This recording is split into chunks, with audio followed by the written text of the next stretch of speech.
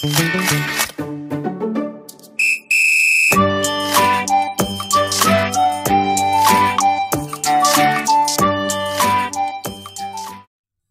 my dear students, welcome back to your channel Digital Coaching Class।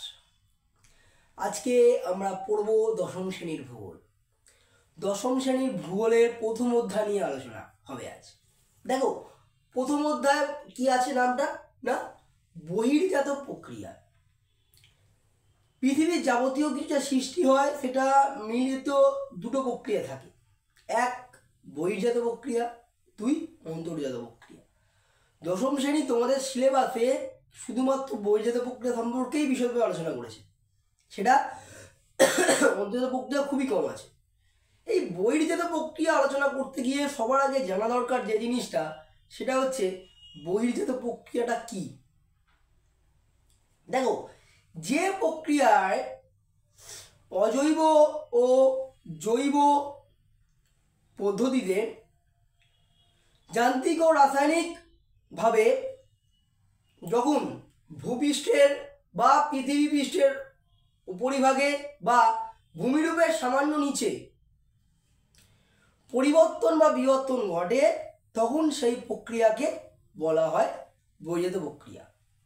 তাহলে কি বলা হলো, বহির্জাত প্রক্রিয়া কি হবে, যে প্রক্রিয়ার মাধ্যমে তোমার অজৈব ও জৈব পদ্ধতিতে যান্ত্রিক বা রাসায়নিকভাবে পৃথিবী পৃষ্ঠের তলায় হতে পারে বা পৃথিবী পৃষ্ঠের ওপরে হতে পারে ভূমিরূপের যদি বিবর্তন ঘটে বা পরিবর্তন ঘটে, তখন তাকে বলবো আমরা বহির্জাত প্রক্রিয়া।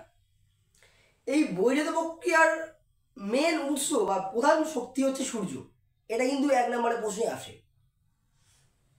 বহির্জাত প্রক্রিয়া দুটো পদ্ধতিতে মেনলি ঘটে, এক হচ্ছে অবরোহণ, দুই হচ্ছে আরোহণ। তাহলে ফার্স্ট আমরা জেনে নেব যে এই অবরোহণ প্রক্রিয়া। যে বহির্জাত প্রক্রিয়ায় কি বললাম, যে বহির্জাত প্রক্রিয়ায়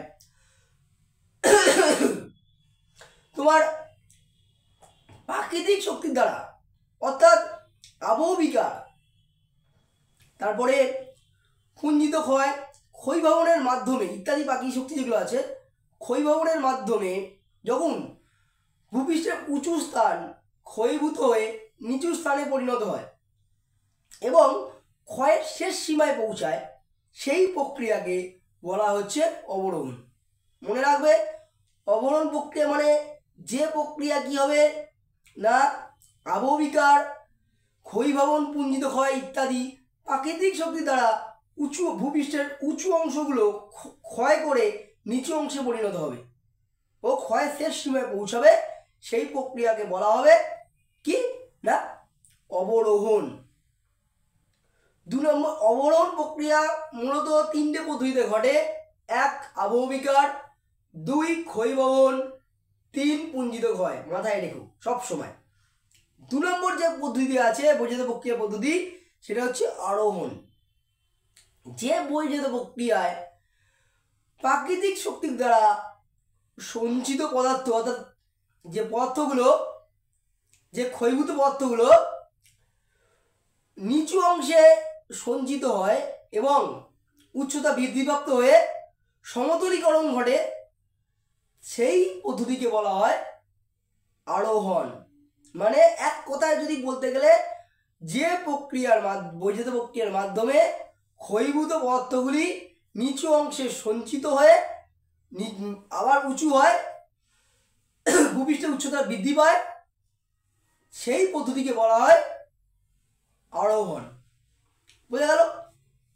নেক্সট আমরা যেটা আসবো সেটা হচ্ছে পর্যায়ন। পর্যায়নটা কি না ক্ষয়ের সীমা সাপেক্ষে আরোহণ ও অবরোহণ দ্বারা ভূমিভাগের প্রায় সমতলীকরণকে, মানে ক্ষয় সীমার সাপেক্ষে দুটো পদ্ধতি আরোহণ ও অবরোহণ দুটো পদ্ধতির মাধ্যমে ভূমিভাগের যে সমতলীকরণ মানে সমান ঘটছে, সমতলীকরণ প্রক্রিয়াটাকে বলা হচ্ছে পর্যায়ন।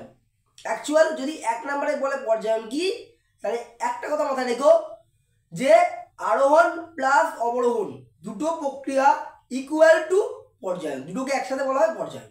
এটা মাথায় রাখবে সবসময়। এই পর্যায়ন কথাটি প্রথম ব্যবহার করে জি কে গিলবার্ট। তাহলে আমরা এখনো পর্যন্ত কি কি আলোচনা করেছি? বহির্জাত প্রক্রিয়া, আরোহণ, অবরোহণ, তিনটে মেনলি আলোচনা হলো, আর পর্যায় চারটি, এবারে আমরা জানবো আরোহণ আর অবরোহণ দুটোর মধ্যে ডিফারেন্সটা কি। হোয়াট ডিফারেন্স বিটুইন আরোহণ অ্যান্ড অবরোহণ, দুটোর মধ্যে পার্থক্যটা কি সেটা জানতে হবে আমাদের। এটা কিন্তু 2 নম্বরে আসতে পারে। দেখো, এই পার্থক্য লিখতে গেলে কিভাবে লিখতে হবে? 3টে লম্বা লম্বা দাড়ি কাটবে, 3টে কলাম হবে, তার মধ্যে একটা পার্থক্যের বিষয়, একটা আরোহণ, একটা অবরোহণ। বোঝা গেল? এইবার ফার্স্ট পার্থক্যের বিষয় হবে প্রক্রিয়া। আরোহণ একটা সঞ্চয় প্রক্রিয়া আর অবরোহণ একটা ক্ষয় প্রক্রিয়া। বোঝা গেল? ফার্স্ট পার্থক্যের বিষয় ছিল প্রক্রিয়া, আরোহণ হচ্ছে সঞ্চয়, অবরোহণ হচ্ছে ক্ষয়।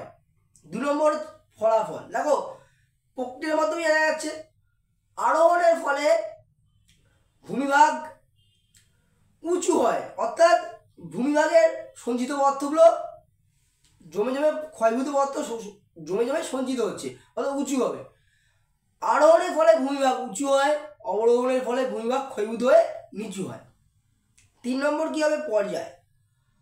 দেখো, সব সময় সঞ্চয় কিন্তু বার্ধক্য পর্যায়ে ঘটে থাকে। যে কোনো সঞ্চয়, যে কোনো কার্যে, কি তোমার বায়ু, কি নদী, কি হিমবাহ, যে কোনো ক্ষয়কারী শক্তির কিন্তু সবসময় মনে রাখবে সঞ্চয় বার্ধক্য পর্যায়ে ঘটে। তাই আরোহণ যেহেতু সঞ্চয় করছে তাই এটি বার্ধক্য পর্যায়ে ঘটে থাকে, আর অবরোহণ যেহেতু ক্ষয় করছে তাই এটি যৌবন পর্যায়ে ঘটে থাকে।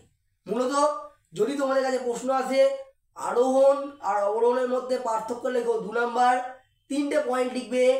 1 প্রক্রিয়া, 2 নম্বর কি লিখবে?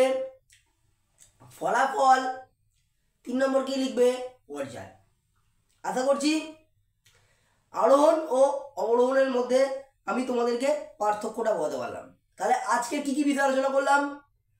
বহির্জাত শক্তি কাকে বলে, বহির্জাত শক্তির উৎস 2 নম্বর, 3 অবরোহণ, 4 আরোহণ, 5 আরোহণ ও অবরোহণের মধ্যে পার্থক্য, এবং 6 আমরা কি বললাম?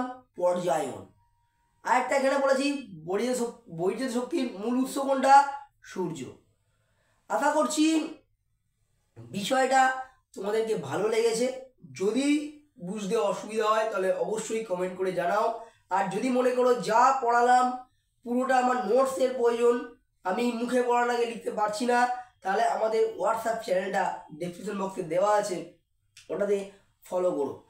হোয়াটসঅ্যাপ চ্যানেলে তোমরা যাবে, প্রত্যেকটা প্রশ্নের যা আলোচনা হচ্ছে ইন ডিটেলস নোটস, তার সাথে সাজেশন সব তোমরা ওখান থেকে পাবে। এছাড়া আমাদের ফেসবুক পেজ, সেখানেও যোগাযোগ করতে পারো, ওখানেও কিন্তু অনেক নতুন নতুন আপডেট আসছে। ফিরে আসছি আরও একটা নতুন ভিডিও নিয়ে, ততক্ষণে ভালো করে পড়াশোনা।